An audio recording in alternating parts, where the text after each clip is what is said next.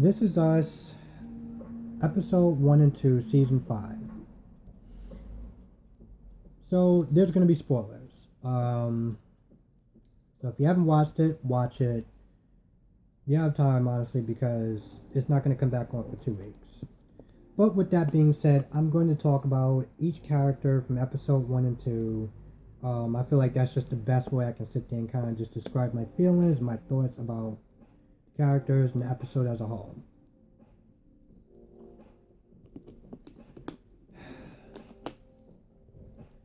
I'm going to start with Random.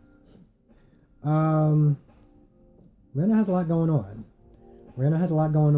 And by the way, I should probably tell people, but you probably watched it, but they're going to be dealing with a lot of real world stuff. COVID-19, the riots, George Floyd, Karen's, all that stuff. It's going to be in this season, from what I understand. And I don't exactly know how to feel about that. I really don't. But I trust the writers, so we'll see what happens.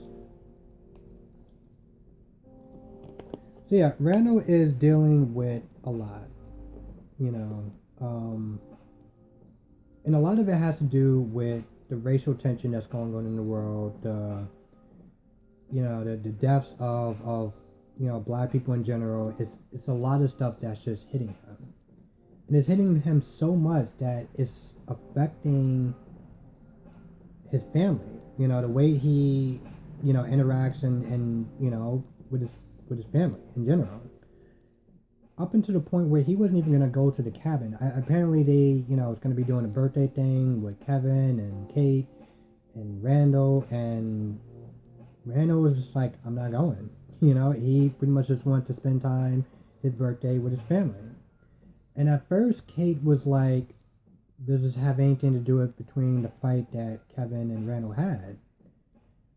But, when Rebecca goes missing, Randall decides to come down there and help out. And, we saw last season, she was missing for a while, and the cops had to escort her home. So this pretty much just goes exactly where that left off. Randall figures out that the reason why her episode was so bad was because of the fact that she was mixing medications between what she took for her poison ivory and the Alzheimer's medication. It triggered that particular episode. And then at that point, he was ready to leave. And as he walked out the door, Kate followed him. And they had this really awkward, somewhat uncomfortable conversation. And this is one of those scenes with Randall, and I just didn't know how to feel. So, Kate pretty much is like, I'm sorry for everything that's going on in the world, with the racial tension and stuff like that. And, Randall's like, because at first she was like, I'm sorry. And Randall's like, well, what are you sorry for? And she's like, well, the racial tension that's going on in the world, and I don't know what to say. I don't want to say the wrong thing. And that's when Randall was like, that's how I felt my whole life growing up with you guys. And it wasn't anyone's fault. He pretty much was like, I didn't want to make the family feel how you're feeling now. And he pretty much said, like, normally I would sit there and hug you and tell you it's okay to try to make things better for you, but I'm just exhausted. I can't do it. And I felt bad for Kate. Because it wasn't her fault, and I felt like he took out his anger, his frustration on everything that's going out a little bit with her. Because there was nothing she can do. It wasn't her fault, and I felt like him coming at her was just like wrong, just to an extent. But he's been dealing with that stuff his whole life. And just because I can sit there and say that, or shrug it off or whatever and be like, the way you came at your sister was wrong, I can't sit there and tell another black person how they should sit there and feel about the world and what's going on. It's not my place. and I can only sit there and speak from my experiences. So to some extent, I understand where Randall's coming from. When he goes home, you know, on his drive home, he talks to his therapist, and he pretty much tells his therapist, "I don't want to see you anymore." Well, he's pretty much like, "I can't see you anymore because there's certain things as a black man that I just don't feel comfortable talking to you with, and there's nothing that you did. It's just how I'm feeling." So he was like, "I'm just gonna get a black therapist." And again, I was like, I didn't know how to feel about that. But I had to sit there and remember, you know what? Listen, just because I wouldn't have took that route, and I probably would just continue seeing her and wouldn't have actually thought about it as far as color or whatever. I understand where he's coming from, because at the end of the day, even though we could sit there and be like, we all are equal, we all experience, like our feelings are all the same and stuff like that. Our experiences aren't the same, and so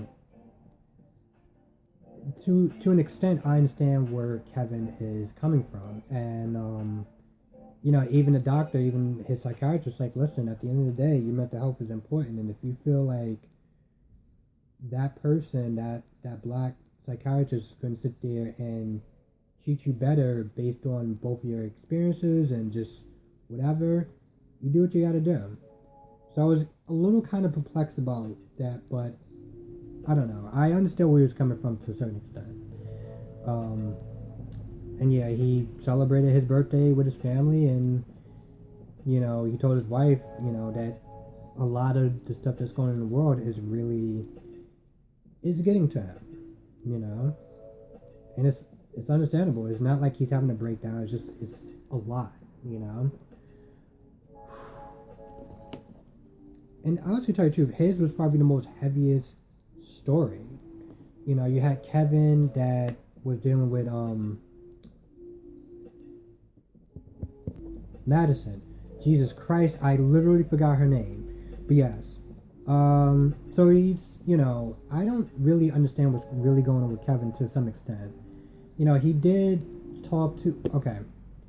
So at one point in the first episode, he has this health scare with Madison and her falling down, and them going to the hospital, and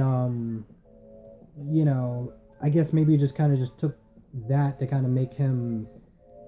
I don't really know what's going on with Kevin, because at one point, okay, so they go to the hospital, and because she fell down and stuff like that, she's worried, she's panicked and stuff like that, and he's trying to be strong for her, and he's trying to just be a good support system for her. But I feel like he is kind of, rushing his feelings for her, to an extent, because she's pregnant, she's having this child, and besides that, I don't really understand what else he really sees in Madison. I mean, did she just stop talking so much? Because I know in the beginning of the episodes, he thought that she was annoying. Hell, at one point during that whole hospital thing with Kate, he pretty much just told her just to leave, because he just got tired of hearing her voice. And now he's sitting there.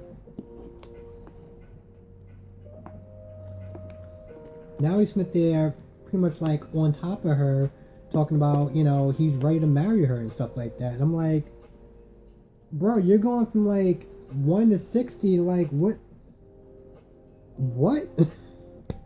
I don't know. I don't really understand what's going on with his character to some extent. I feel like he is rushing his feelings with her a lot. But then again, they might have had some good times, and he might have actually genuinely fell in love with her, because a lot happened between that time that they spent together. So anyway, he gets back from the hospital. He finds out that he's having twins. One's a boy, one's a girl. And he talks to Randall for a little bit. And he gets outside, and it's like that thing that he said, that really, and I'm just going to refresh people's memory, and I'm kind of just paraphrasing this, but it was something along the lines of, I swear to God or whatever, the worst day I've ever had in my life was the day that you came back from the hospital. And I mean, did he even like? He didn't seem like he apologized during that time that they were quarantined and stuff like that. And when he got outside, he was just talking, glossing over that nothing's nothing's changed between them. And he starts talking about, his kids or whatever's gonna be born, and asking him for advice about, you know, like how to raise a daughter and stuff like that. And Randall gives him some sound advice that I felt like it was kind of a touching scene. But then at that point, he was just like, "All right, I'm leaving," and it was almost like, "I'm leaving. Do you have anything to say to me before I leave?" And Randall just kind of didn't really say anything. He just totally glossed over that. And granted, I don't know an apology that can actually fix that. I'm going to be 100% honest with you. I really do not know an apology that could fix that. I feel like there's some words and some stuff that people say that you just can't get past. I know the saying that, you can forgive and not forget, but I don't know.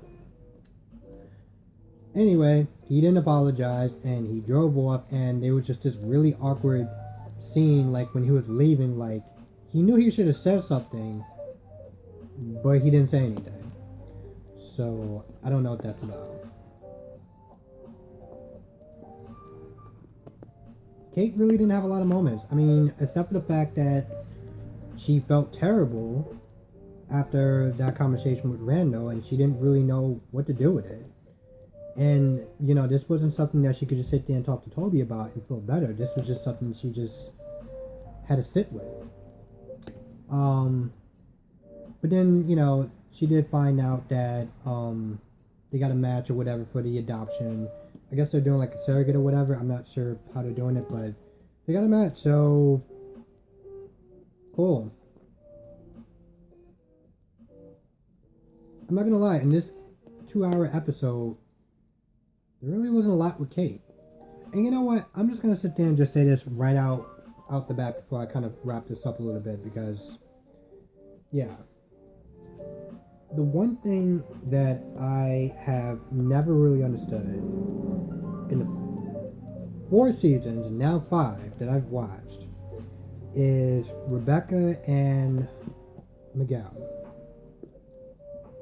I don't understand how they could ever get together.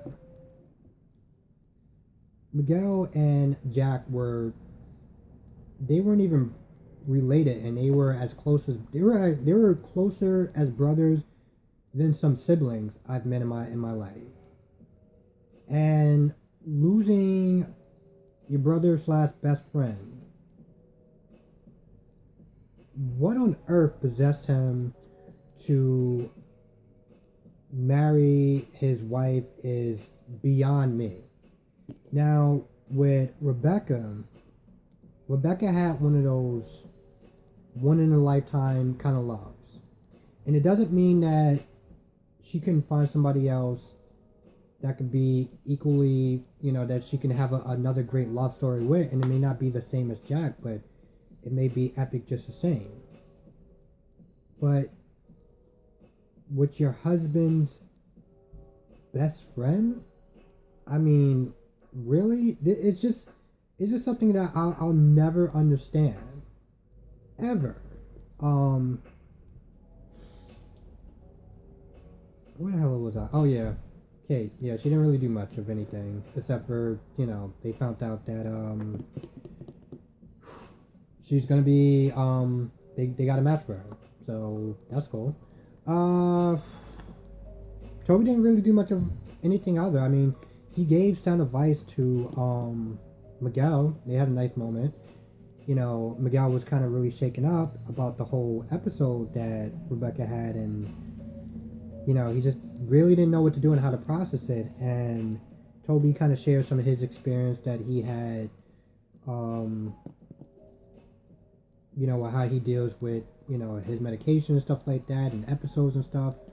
I won't really get into it. It's kind of more of one of those things that you kind of gotta watch to really understand. But it was a good scene, and it was nice to sit there and see. I think it was particularly nice for me to sit there and watch, see it a little bit, because usually it's the older person that gives the younger person advice. So it was kind of nice for them to kind of like, flip it upside down.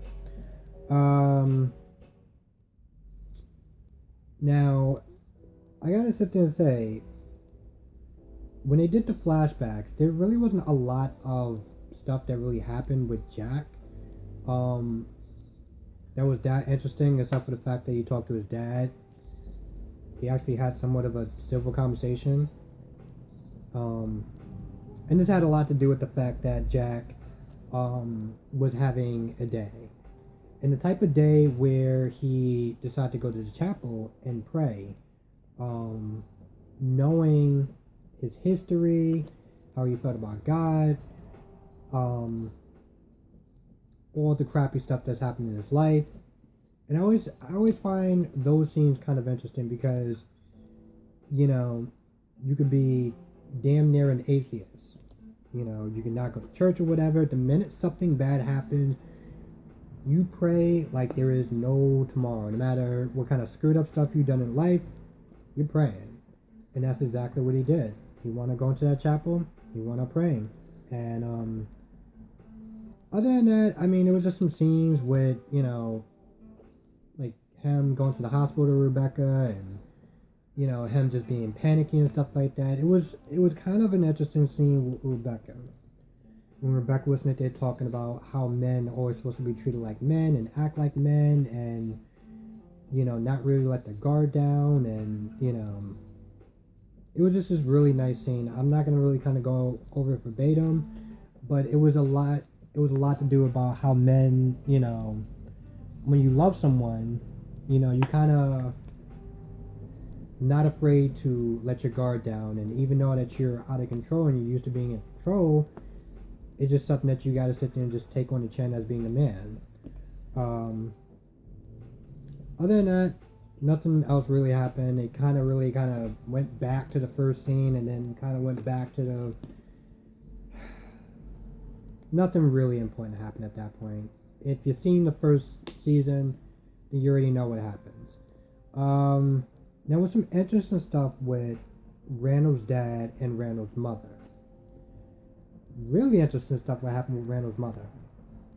So, we all know the story about how they got together. Randall's dad met, his mother on a bus. They hung out. They had a lot of hopes and dreams, and life just happened. Apparently they were both, addicts and stuff like that, and they did what they did best, to sit and try to get clean for, Randall that was going to be born. And she was also worried about like money and stuff like that, and just trying to have a better life for their son. And through over time, after she had the child, she wound up going right back and doing drugs. And Randall's dad, I can't remember his name, was really broken up about it. And you find out the real reason why, sort of why he wound up taking, Randall to the hospital, was because there's a scene where I guess Randall's mother, like, she ODs, right? She ODs, and, they're doing their best to revive her, and finally one of the guys is like, let's just call it, let's just time it or whatever. And then they're talking, like, he's not even in a room. And they're like, well, you know what, listen, let's just keep him here, because the cops are going to sit there and talk to him, child services and stuff like that. This place is a mess. And that's when Randall's dad's like, you know what, I got to get him the hell out of here.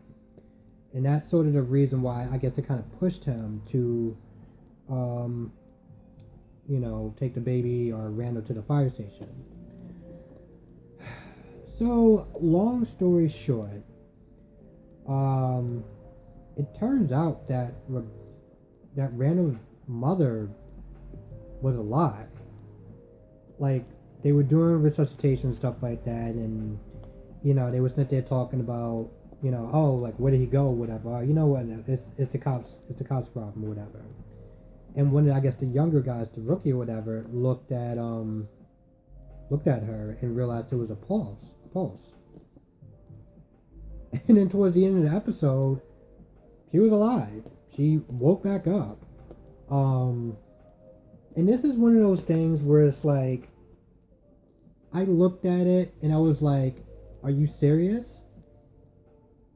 But this show is pretty interesting because up until a certain point, we didn't know that Jack actually had a brother.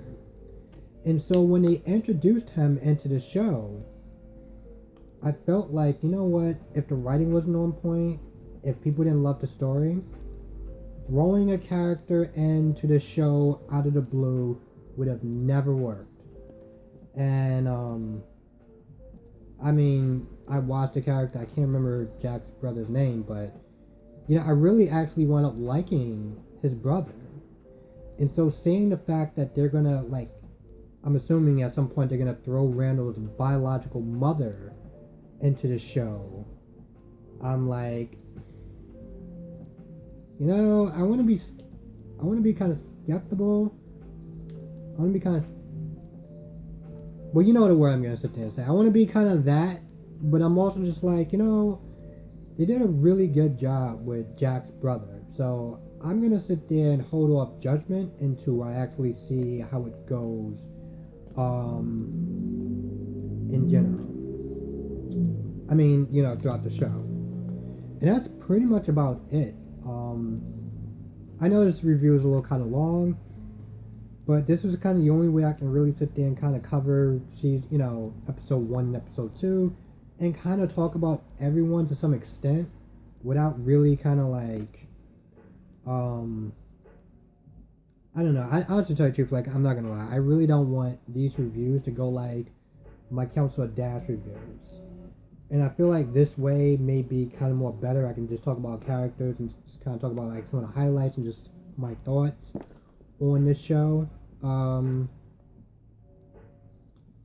Anyway, that's gonna do it. I know this was super long, but again, I'm kind of cramming in 2 episodes into one review. And with that being said, there's not gonna be another review until like, I don't know, another 2 weeks. And I was a little worried in the beginning when they decided to do a 2-episode premiere, because whenever they do a 2-episode premiere on any show, I feel like there's not a good reason for it. I mean, COVID is probably the reason, but normally is because they didn't really like the first episode or the show's not doing so well. And in this particular premiere, I felt like the first episode wasn't really done, and they needed the second episode to kind of like fill in the gap. Like, if I just would have watched the first episode, I would have been like, it wasn't bad, but I feel like there's stuff that's missing, and I felt like that's why they had to do, a two episode premiere. With that being said, let me know what your thoughts are on this episode. Again, I know I kind of like glossed over Rebecca and Kate and Randall and Miguel, but I'm going to be honest with you, they didn't really do much. Kevin and Randall, I felt like, did the most in this episode, and Randall's dad did the most in this episode. So those are the characters I kind of just chose to talk about. The other characters are kind of just there. So, I mean, hell, even Rebecca, I mean, the only thing that really happens to her is that she has an episode, and that's because she took 2 medications. Other than that, what else did she really do in this episode? So, with that being said, I'm gonna go. Let me know what you thought of this episode. Did you like it? Did you not like it? Did you like blah? What do you think of these reviews so far? I know it's my first one, but I'm kind of getting back into the kick of it, and I'm gonna try to make sure that these reviews are a lot better. And I'm kind of taking some notes to make sure I don't do what I did with Counselor Dad. Long story short, I tried to do my Counselor Dash reviews like I did my soap opera reviews, and it just really didn't go well. So I'm kind of trying a different format, and let me know if it works. have a good day, good night, good weekend, depending on when you're watching this. Be safe. Let me know what you thought of this episode. Catch you in the next review.